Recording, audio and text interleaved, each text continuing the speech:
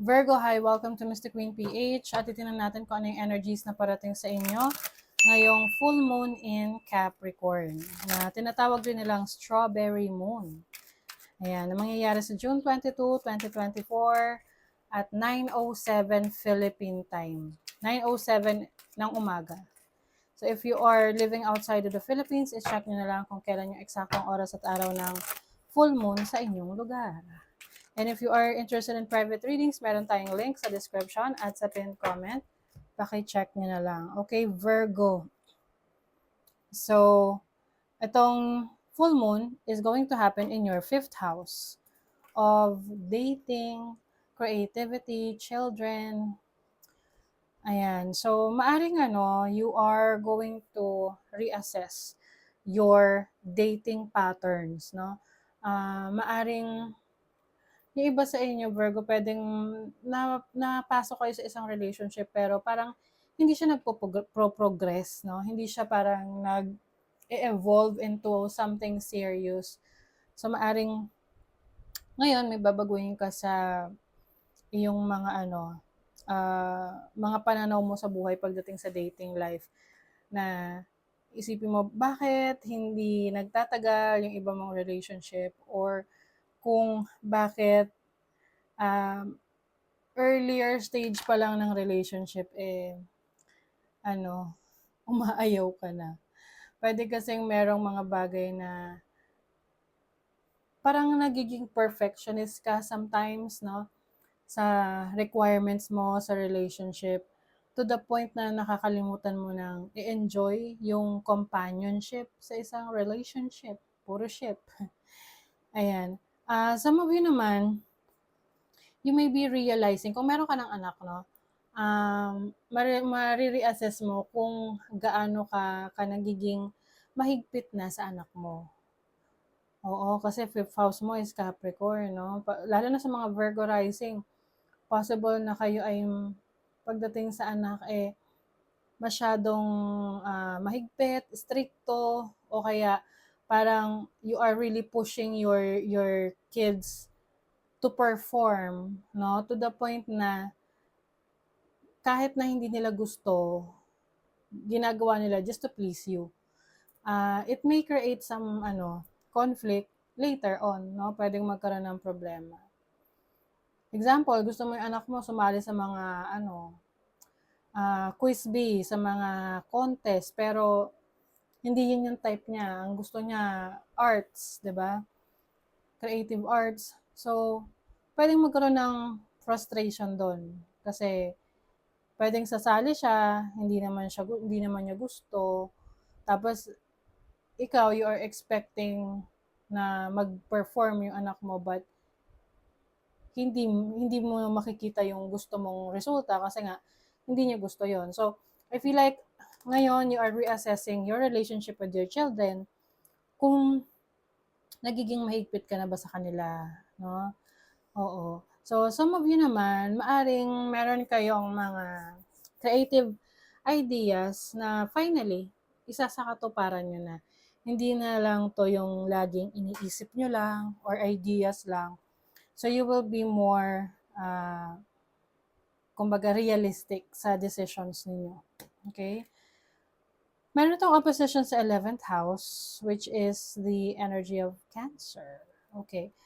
Maaring yung iba sa inyo, pwedeng magkaroon ng conflict with a friend or kasama nyo sa isang grupo, no? Pwedeng acquaintance. Dahil na rin sa misunderstanding or miscommunication, pwede rin tong magpagkakaiba ng inyong pananaw sa buhay or yung belief system ninyo. Okay? But I think you will also realize kung sino talaga yung friends na gusto mong magstay sa buhay mo at sino yung gusto mo nang i-let go. Kasi sabi nga, di ba, friends come and go. Pero yung real friends, they will stay. Kahit na hindi kayo madalas magkita, kahit hindi kayo madalas magkamustahan, pero once na magkita kayo, parang kahapon lang kayo nagkita. Diba? So, you also have an opportunity here to explore yung iyong explore different places. Pwedeng may travel opportunities for you. Kung meron kang romantic partner ngayon, like you are on the dating stage, pwedeng kayo ay madalas mag-travel to go to different places, pwedeng out of the country. Some of you naman, kung kayo may anak na, pwedeng may opportunity kayo to travel with your kids, have fun, to have fun, okay? You have the full new opportunities. I think yung iba sa inyo, parang natatakot kayong magsimula ng isang risky na endeavor. So example, gusto mong magtrabaho abroad pero wala kang kakilala na nasa abroad or wala kang experience na traveling sa ibang bansa. So, waaring isa yan sa maging reason para hindi mo ituloy yung mga plans mo. There might be some conflict here.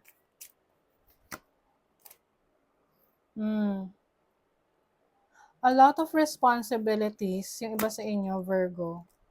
Especially sa kids, no? I'm seeing here na mga parents na medyo na-challenge kayo sa relationship nyo sa anak ninyo kasi pwedeng yung iba sa inyo, malalaki na yung anak nyo tapos medyo may pagka-rebelde, no?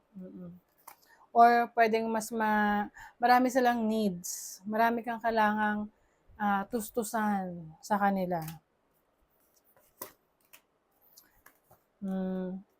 I also see someone na parang makikilala mo yung totoong kaibigan mo. Pwedeng meron kang friend na marireveal yung totoong ugali niya. So it's either i-embrace mo yon, yung ugali na yon, or yun yung magiging dahilan kaya iiwasan mo na siya. I also see someone na pwedeng meron kang kaibigan na nagkakaroon ng romantic interest sa'yo. I mean, there's nothing wrong with that kung wala naman kayong sabit, di ba? Walang maaapektuhan. Pero kung may mga maaapektuhan, pwede itong maging problema in the future. Okay? So, pipiliin mo lang. Pagdating sa decision making mo, pagdating dyan, maging careful ka. So, meron ka rin mga talents sa crafts, creating something unique with your hands. Yes, very skillful ka, no? Artistic ka rin. And then, mentorship. So, pwedeng ikaw ay magtuturo, magiging teacher, magiging coach, trainer. You will share your knowledge sa iba. So, yung iba, pay attention sa inyong cash flow kasi pwedeng maging unstable yung cash flow ninyo. Maaring meron kayong kailangang ayusin, asikasuhin, bayaran sa government or sa any documentation permits related to the government or sa law. Ito yung tipong nagdadrive ka, nahuli ka. Wala ka palang lisensya o kaya expired na yung lisensya mo or may traffic violation ka na kailangan mong bayaran syempre para makuha mo yung permit, yung lisensya mo, di ba? Okay, sa love life, meron ditong bibigyan ng chance. Oo. So, maaring hindi naman kayo talaga naghiwalay. Pwedeng nagkaroon na lang ng issue sa relationship, konting problema, and you still trust this person. Kailangan nyo lang talaga mas mag-usap at maging open sa isa't isa para mas magkaintindihan kayo. Focus on the positive. Yes, pagiging positibo sa iyong pananaw. You are good enough. Yes, so this is being confident sa iyong sarili, sa mga kakayanan mo. What do you need to release? So, ito na.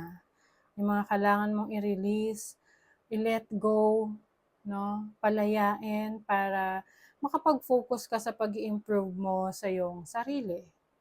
'Di ba? Kasi paano mo ma-improve yung sarili mo kung you are still doing things na harmful sa iyo, 'di ba? Na nakakasama sa iyo.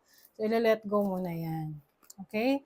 So that is your reading, Virgo. Thank you so much. Bye.